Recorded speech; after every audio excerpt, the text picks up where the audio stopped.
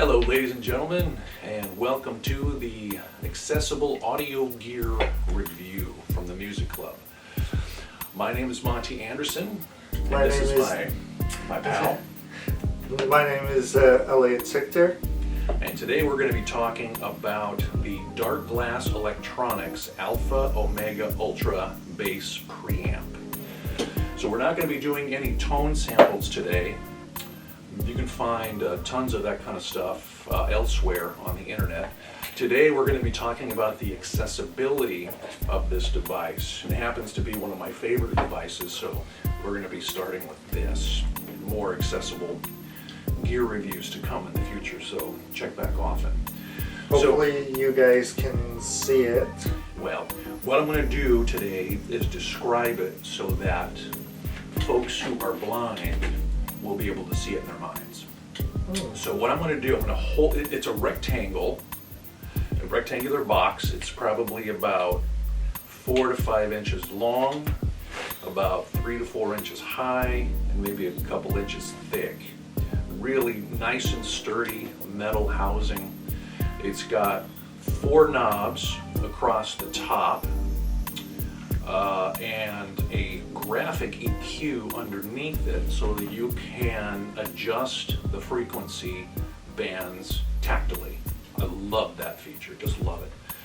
And there's a couple of different buttons and features on this that we're going to talk about here in a few minutes. So starting at the top left of the unit, the top left knob, I'm going to have my friend Elliot here describe from left to right what each knob is.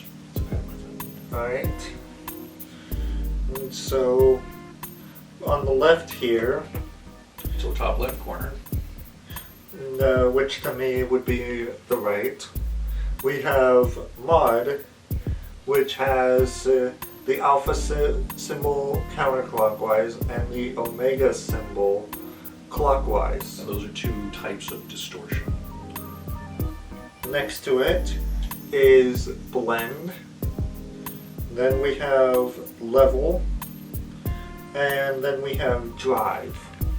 So then dropping down and going back to the far left underneath the mod button, what is that? It's like a push button. Yes, there is a push button called growl. And there's a similar button all the way to the right of the graphic EQ, another button called The bite.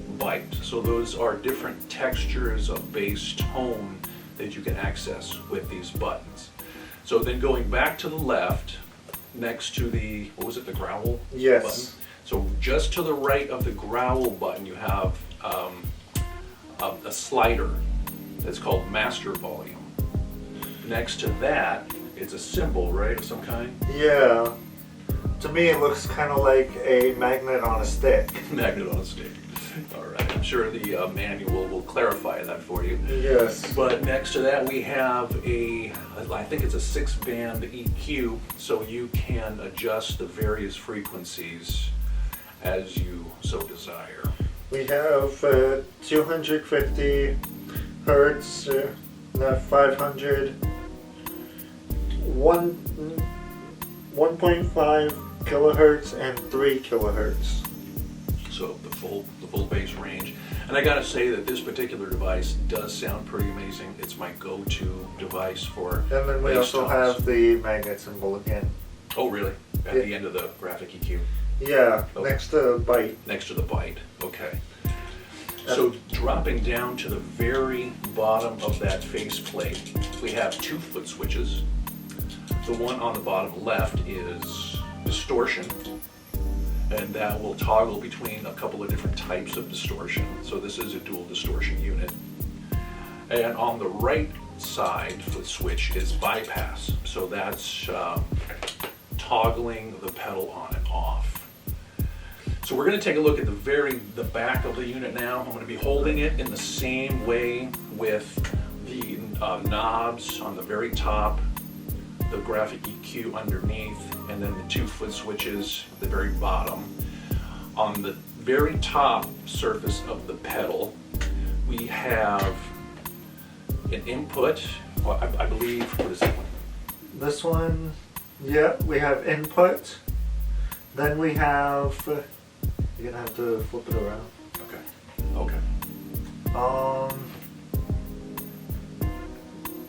I can't read that. It's okay, it's okay. like 9 VDC. That is the electrical input, Okay. 9 volt. Okay. The other one And is then we have a headphone a jack headphone jack, right? And then and the output. the output. So that's, your input is where you put your guitar instrument cable. The output is where You it put goes your in- speaker. Yeah, exactly, into your amp. Now, on the left side of the pedal, we have a little button. What is that button? This is not a button, it's the cord. It's the cord opening. This. Oh, that doesn't have a symbol on it or any. Oh, that is the cab sim. Cab sim. And we also have the direct output. So the direct output is an XLR output, so you can run this thing directly into an audio interface for your computer, or you can run it into the public address system if you wanted to use that as well. The cab sim is really cool. This pedal will allow you to swap out impulse responses, which are essentially digital representations of a particular bass cabinet. And if you have your own IRs, which you can purchase on the internet, you can load them with the Darkglass Suite software, which we'll be getting into in a few minutes. But going all the way over to the right side of the pedal, we have a couple more inputs. One is a USB input that you will be connecting to your computer to interface with the Darkglass Suite software. And there's also another button right next to that. What is that?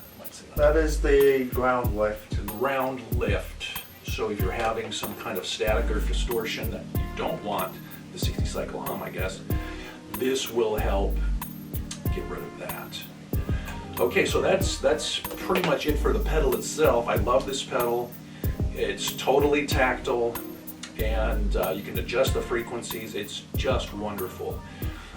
Even the Darkglass Suite software, which they make for Mac and Windows, will allow you to interact with this pedal and put in new impulse responses. And of course, you plug the pedal into your computer via the mini USB port on the side, and then you download the Darkglass Suite software from the Darkglass site and install it. And if you are blind like myself and you're using JAWS screen reader, you can actually get into the software and swap out your impulse responses. I buy my IRs from a place called Dr. Bonkers. Really obsessive individual when it comes to creating impulse responses for different guitar and bass cabinets. I really love his stuff. And he'll send them to you in a variety of different waves and formats, depending, because these days we have a lot of different devices that will take impulse responses, and some will work better with different, I guess it's like milliseconds or something like that. I'm not really too up on the science behind it all. All I know is it sounds incredible. I have on this device what is the equivalent of an Ampeg 8x10, so that's 8 10-inch speakers, full stack cabinet connected to this. So when I'm playing my bass and I'm going through into an audio interface or a PA, it sounds like an Ampeg 8x10, just amazing.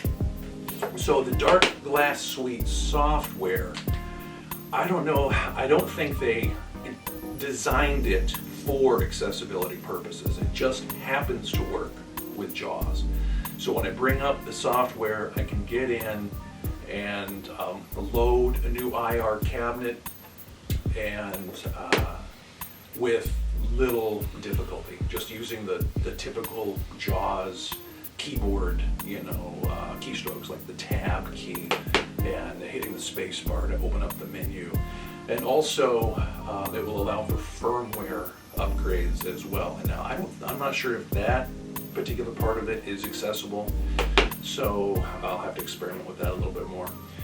But I'd say the unit itself, accessibility rating 5 out of 5. And the quality of the unit, the tone, ease of use, 5 out of 5. The accessibility of the software, probably about a 3.0. There could be some improvements in that realm. So that's it for our accessible gear review today. I want to thank you for joining us. If you have any comments, questions, or suggestions in the future about some devices that you want me to explore the accessibility of, please send us an email, themusicclubhawaii@gmail.com. And please feel free to comment on our YouTube page. And that's pretty much it. Got any parting words, my friend? Nothing in particular, just have fun using it. Absolutely. Keep jamming. Experiment. Definitely.